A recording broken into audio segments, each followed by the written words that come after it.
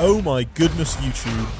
Ben Barrett is back again with Mr. Richard Scott Jones. Hello there. And that can only mean one thing, which is that we're going to be talking about Mass Effect Andromeda. But this time, we're not gathering a load of community information. We're not working out what we can see from a trailer.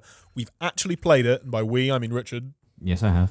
The absolute dick. Yeah, He's so smug about it. I'm enjoying your jealousy. He's played for, what, about 4 hours? Roughly, yeah. And so what did you actually get to play before we dive straight in? We started a brand new game, so I saw the character creation screen, I saw the intro cutscene, and I completed the first level. Okay. And then they loaded up a new save game for us, which put me later into the game. Sometime later, I was about level 16, and I got to tackle a mission on the planet Kadara, which we've seen in the TGA trailer. Right, so that was the one with Sloane Kelly, where she's like taken over the kind of base that's there. Yeah. And she's sort of the bad guy, but maybe not. So you saw that, and how much did you play overall, do you think? I think I roughly played about, of the game? Mm-hmm. Well, hard to say. I mean, it's a very, very big game. Okay. But I played about 4 hours, as I say, and I got to drive around Kadara in the Nomad, so I got to see a little bit of the open world. It was all fairly new to me. Okay, and before we kick off completely, good? Yes, good. Okay, it was good. Big, more than that. Like, big is the thing that's stayed with me most. Okay, sweet. So what we're going to do here is we're going to just go through what you saw. We're going to pick out 6 things that really stuck with you. And number one, as you've been saying, is that it is a large video game. Reflecting on my time with the game, this is the thing that sort of sticks with me the most. It's huge, right? They told us in a presentation before we started playing that the squad mate that has the least voice lines, the fewest voice lines, still has as much dialogue as Commander Shepard does in the entirety of Mass Effect 3. And speaking to squad mates in the Tempest, like, you have loads and loads of different conversation options. There's so much to say to each of them. So it's not kind of the thing where, you know, you go speak to someone in Mass Effect 2 and you get like quite a long talk with them at the start the first time you met them, but then after that it was like, okay, investigate these 3 things, and then they maybe have something to say every time you go back, maybe not. It's more in depth than that. It certainly seems to be, yeah. Like, every character has got so much to say for themselves, and that's only one measure of the game's scale. They also said that there will be their term for the planets that are most important to the plot are story planets, right? These are the ones like Priority Tuchanka, where there are missions on the critical path that happen. And they said there will be several of these. We asked how many exactly, but we weren't told. For example, there were 4 in Mass Effect, right? And then in Mass Effect 2, they didn't really have something that was similar, but then in Mass Effect 3, there was a little bit more than that. So it's those kind of things. It's those kind of things. We don't know how many there will be in Andromeda, but of those several, we were told that some, another nice precise measure there, will be at least as big as the entire map in Dragon Age Inquisition. Which was reasonably large. Now, the thing is about that, in Dragon Age Inquisition, you didn't have a cool robot car that you could drive around everywhere. So how that actually kind of turns into gameplay time, it's probably not as ridiculous as it sounds, right? It probably isn't quite as ridiculous as it sounds, but it's still pretty hefty. Reasonably ridiculous. BioWare says it's the biggest game they've ever made, so that is a lot of content for us all to absorb. Clearly a very big game, and having driven around Kadara and the Nomad, like, I can tell there's a hell of a lot to see on that planet. So it's not empty in that? No, far from it. If you compare to, I mean, a good way to think of it is like, you know, remember the Mako missions in Mass Effect 1, or the Hammerhead missions in the Overlord DLC for Mass Effect 2. It's worth remembering that, like, Mass Effect as a series has done this kind of thing before, but it's just that they're so much more fleshed out now, and like, it actually feels very similar driving around a planet to something like GTA or even The Witcher 3, where you just come across a side quest and like you'll be sucked into it, and it's like Mass Effect now has that kind of a dynamic to it. Okay, so coming on from that, then thing number 2. What's it actually like to be driving around in these worlds? What are you actually doing in them? Well, there's loads and loads of random side quests which you'll stumble upon. So, like I say, that feels a little bit more like The Witcher 3, and quite unlike Assassin's Creed, for instance, in that these random side quests that you'll stumble on don't follow recognizable patterns. So there's no icon that clearly indicates what you can expect. Like, I mean, you could tell just from picking up a quest in Assassin's Creed, for instance, that this is going to be, you know, a stalker target kind of mission. There's less of that. So, for instance, your AI computer, Sam, picked up a distress call as I was driving around, which led me to a pair of stoners, a pair of human outlaws whose big emergency was that the medicinal plants which they sold for a living were dying. Medicinal plants. Yes. I see, right. I hope you can hear the inverted commas we're putting around this. So, yeah, whimsical, funny conversation happened as a result of that. It's something a bit different, and like, I couldn't tell what was going to happen next, and there's a few things like that. That's not to say that some quests don't follow a formula. So, for instance, settling planets, which we haven't heard much about so far, is a bit like The Witcher 3's Monster Hunts, in that you'll know roughly what the challenge and the reward will be, but the particulars vary in each case. So to settle a planet, you need to follow a linked quest which solves particular local problems in order to render the planet habitable. Sure, so it's like, oh, these guys are causing a ruckus, so let's deal with them, or oh, this part of the planet is unlivable because the air is acid or something. Exactly. In Kadara's case, the groundwater is toxic, so you have to solve that. And once you've solved these things, the viability of the planet rises a bit, and it seems there will be certain thresholds for planetary viability, which is when you can start to build an outpost. And when you build an outpost, you can choose what kind of reward you get from it. So some will award resources, like a mining outpost, some will award research data, and that's your incentive there. The Nomad is pretty good to drive. I think the team from Need to Speed helped to do its handling, so it feels much heftier than either the Mako or the Hammerhead.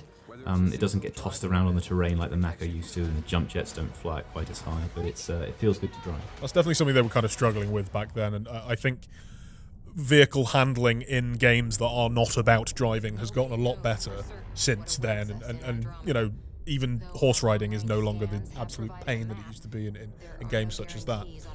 When you're driving around, is there that same kind of banter that you see? Yeah, there absolutely is. It's very familiar. It'll be very familiar to anyone who's played GTA, for instance. Your squad mates chat with each other, and you know their dialogue varies depending on who you've got in the vehicle. Jarl, for instance, is pretty funny because he's from Andromeda. He doesn't get Milky Way idioms, so he takes everything literally. Oh right, okay. So like Drax from Guardians of the Galaxy. Exactly. All right then. So squad mates, very important. By all BioWare games, not just Mass Effect. It's all about the talking. So the dialogue system, thing number 3. How's it doing? If you played Dragon Age Inquisition, the dialogue system in Andromeda probably won't strike you as massively revolutionary. Okay. We've heard about the dialogue being based around agree or disagree. Personally, I think a better word for that might be react. Right. So occasionally in dialogue, you'll get a chance to react to someone else's statement with one of up to 4 tones. It's a bit like going, stoic or angry in Inquisition, except in Andromeda, your 4 tones are logical or emotional, or casual or professional. It seems like they're grouped in opposing pairs like that.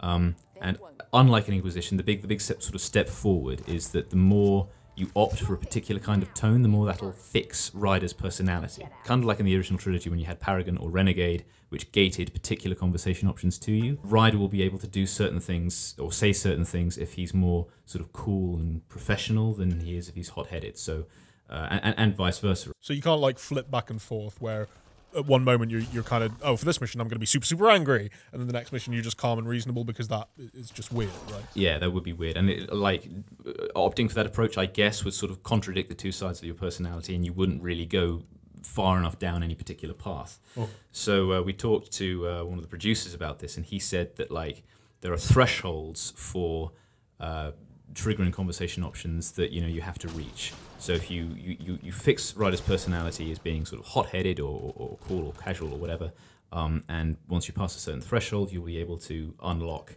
future conversation options based on that. It might also have an impact on your squad mates, because we know that Liam, for instance, is a bit of a hothead. He might come to like or to trust an emotional Ryder, but obviously I didn't really play for long enough to see that happen. Okay. What about flirting? Flirting, yes. Interestingly, I poked around the Tempest between missions. I had a flirt option with almost every squad mate, but not quite every squad mate. Right. But obviously, I flirted with everyone I could, and I'm not sure all of them were picking up what I was putting down, to be honest. Okay. Well, I mean, that's life. Yeah, that is life. I played as Sarah Ryder for the second mission, Scott Ryder for the first, and as Sarah, PB, for instance, flirted back, but Vetra sort of deftly changed the subject. We know that Vetra will be a romance option. That's just been tweeted out as well. Maybe not for female Ryder. Maybe not for female Ryder. Yeah, we can't quite tell. Liam, for instance, seemed a bit taken aback because as Sarah, I'm his boss and everything. But the squad mate who didn't have a flirt option was Jarl. Instead, he had an option of 2 people hugging in place of where the heart icon would be. So maybe this means that he's the only squad mate I talked to that wasn't an option for a female Ryder, or right. Maybe it's just a prerequisite to build trust with him and a heart icon will unlock later. Okay, and considering Sarah was like your second character, so that was the pre-made save, we don't know what happened earlier in that save, and that might be why Vetra's disinterested. Maybe you told her to go away at some point, or maybe you've already started this relationship with PB, she knows, and she's not interested in you being a 2-timing scumbag, Rich. God. Yeah, all possibilities. Okay, so very important to all of that. How does the game look? What are the graphics like? How's the animation particularly? That was something that people were worrying about. Thing number 4, tell me about the looks. So it mostly looks brilliant. On the character animation point, I can't say completely that all the animations look completely natural, but it seems to be sort of the only issues are confined to like particular characters. When chatting to PB, for instance, I noticed that her eyes still kind of move kind of erratically, right. And her lip syncing was very off. Now, they told you that they actually have fixed a lot of bugs since that build, however, right? Like 5,000, was that right? That's right. They're in the bug squashing phase right now, and they said that they killed 5,000 bugs since the build that I played. So whether animation fixing is going to come into that, I expect it will. Like, that is what they were saying, is that this stuff was still to be fixed. So you were still seeing some lip syncing problems? But only in like a couple of characters. Okay. For the most part, as I say, they look great. Like, I mean, Drac in particular is amazing. I mean, you forget that it's been 5 years since you've seen a Krogan animated on modern technology, and like he had these beautiful, deep crocodile-style eyes and loads of nice detail on his scales and on his spines. And you know, we're in the Frostbite engine now, so all the assets have been built up from scratch. BioWare talked a little bit about that. On another sort of technical level, this has also let BioWare smooth the transitions between different game states. Right. So now there's no sort of hard cuts, no loading screens between. There are still loading screens, but not between some changes. So for instance, the galaxy map. Now you zoom smoothly into a view of the galaxy when you're dialing into the galaxy map on the bridge. And while you're actually exploring the galaxy, if you click on a new planet, you'll kind of fly there in first person. So it all feels very immersive. Okay, that's really cool, because I've been replaying Mass Effect and Mass Effect 2 recently, and there definitely is a lot of disconnect in those two games. It gets a little bit better in Mass Effect 3, but they really have that feel of something that is just barely holding together, because, you know, they're not using their own engine. I think those were all on Unreal, right? Yeah. And now, so they're using Frostbite, which is obviously an EA in-house engine, because it was developed by the DICE team, I think. So that's helping a lot, is what you're saying. Yeah, it's helping a lot. It's helping the game sort of hold together and flow very nicely from state to state. And as I say, it all looks pretty great. Moving away from the pretties and into some kind of new gameplay space, particularly for Mass Effect, there's a crafting system in this version. There is. So thing number 5, tell me about all the cool weapons I can use to kill people. Well, you'll be glad to know that a lot of old favourites come back, but you know we'll start with hang on, right? Black Widow. Yes, Black Widow. Sold. Game is sold. Continue. Your favourite too, huh? Anyway, crafting happens at research stations. You'll be able to, like, you have one on the Tempest, and you can find them in the world as well. And the menu is divided into 2 halves. There's research and there's development. And the idea behind this is that you have to study stuff before you can make it, because brand new galaxy, brand new technology. How are you going to understand it if you don't get a chance to research it? So what happens is you'll find a blueprint, and you can find these when you're looting stuff.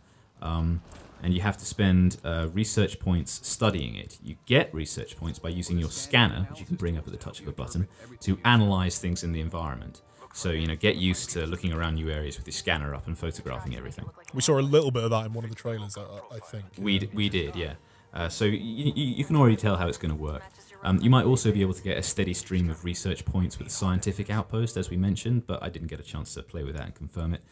Anyway, once you've researched a blueprint, it goes into your development menu, and there you'll spend material resources to build it, and these are the things that we're familiar with from previous games, stuff like lithium and element 0, other metals, and so on. Presumably some stuff from Andromeda that is, you know, specific to that galaxy. I didn't notice, but possibly. Anyway, they can be gathered manually while you're exploring around on foot. They can be mined by the Nomad.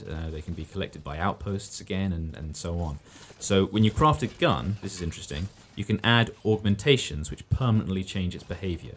So some augs do the obvious, like give bonus damage against armor, while others are a bit more niche, like giving bonus damage while you're hovering, or changing a gun's firing type. So talking of Black Widow, I made a laser Black Widow. I've got to go pre-order. I'll just be 2 seconds. It was pretty cool. I'm not gonna lie. Like everything was temporarily correct with the world. Augs aren't mutually exclusive with mods. You can swap mods whenever you change your loadout, right? So augs are permanent when you're crafting, and mods are temporary. So you can there's a lot of flexibility, is what I'm saying, when you currently craft your guns. Okay, cool. So and there is like a bit of commitment, but also there is stuff that you can change on the fly if you want to, and that means that you kind of get the best of both worlds there, right? Where you're making a decision, and that means presumably augs are more powerful, right? Like they have more significant effects than your average mod. It certainly seems like there are lots and lots of orgs, and you can do a lot with them. Okay. So if you're very, very confident that you want a particular gun to do a particular thing, then you can delve really deep into the org system. But again, this feeds into what they've always been telling us, which is we want the game to be accessible for new players, and yet also to reward people who are really interested in theory crafting and min-maxing and all of that. And finally, what we're going to do is take it right back to the start to presumably the first thing you did, which is character creation. So thing number 6. Tell me exactly what I can do to make Ryder look different, sound different, act different. To a degree with all those things. We know we can customize Ryder's appearance. There's obviously the standard human presets. There are a couple of other human presets as well, and you'll be able to move a bunch of sliders around and change all of that. You'll be able to choose his or her name, although we know that if you choose to keep the default, some NPCs will refer to you by your first name instead of just Ryder or Pathfinder. And I can tell you a little bit about what your training options are. This is the other thing that we knew we could pick, but we haven't had any intel on this yet. How right were we in our video where we were guessing all of this 3 or 4 weeks ago? We weren't too far off. Yes. So you've got 6 options for your training, and they roughly map onto the 6 classes that we know from the original trilogy. Your options are Security, Biotic, Technician, Leader, Scrapper, and Operative. So most of those should be fairly obvious. I went with Operative because I like to play as an infiltrator, and Operatives, for instance, get a tactical cloak right from the start. Okay, so you're kind of starting with like those cool abilities and not, building up to them over the course of a couple of hours. Yeah, and when I started the second save and looked at the tactical cloak ability, I found that you have to invest 9 skill points in tech in order to unlock it at all. The initial classes give you access to some sort of key skills within each of those categories, which otherwise you'd have to invest quite a lot in order to acquire. Security, Biotic, and Technician should all be fairly obvious. Scrapper that's a bit of a vanguard. They start with the Biotic charge power and some points in combat fitness. Leader is a bit weird. They're kind of like a team support class. They get energy drain and a passive skill which gives access to special tech to help your squad stay alive. So that's all a little bit, that's a bit different from Sentinel. Worth remembering, of course, that no matter what you're training, you'll be able to invest in skills from any of those categories, so your training only really affects the abilities that you start the game with, and you can respec as well. Okay. By paying for a respec in the med bay, so you really have a lot of freedom when it comes to your build. Interesting. Okay. What else did you spot during that character creation process? Well, just to wrap things up, you can choose Commander Shepard's background. Oh my word. Yeah, but only his gender. Or right. Or her gender. Or her gender, indeed. So, what do we think of that? Well, it's there's nothing on like the rest of his background, like whether or not he was an Earthborn or a Spacer, or whether he survived the Threshamore attack on Akuz or repelled the Batarian slavers, all of that. Okay. So it's not like, please recreate your entire Mass Effect 3 save file from memory. Okay. Literally the only option is gender. So there's nothing on his achievements in the original trilogy. Basically, it suggests that Shepard will be referenced, but he or she won't be referenced extensively. Basically, they want to have a correct pronoun to use, maybe somewhere to have it in the codex or something like that. Yeah, that is pretty much the extent. That's all we can say for sure right now. It raises the question, really, of why they need the correct pronoun when all of this is set before Shepard's biggest achievements. But it's certainly an interesting one to think about. That it is. And that is the most exciting things we found from 4 hours of Mass Effect Andromeda. Thank you very much, Rich. I say thank you. What I mean is congratulations on getting to play the game before I did. I hope everybody enjoyed the video. Please leave us a like. Let us know in the comments if there's anything you want to know. There's a big post on the website. We've got a couple of news posts and a big preview with loads more information in it, so please go check that out. We'll make sure there's a link down below in the description. Please do subscribe for more like this. We'll have loads more Mass Effect stuff coming up over the next month or so leading into release. And thanks for watching. Thanks for watching. Take care.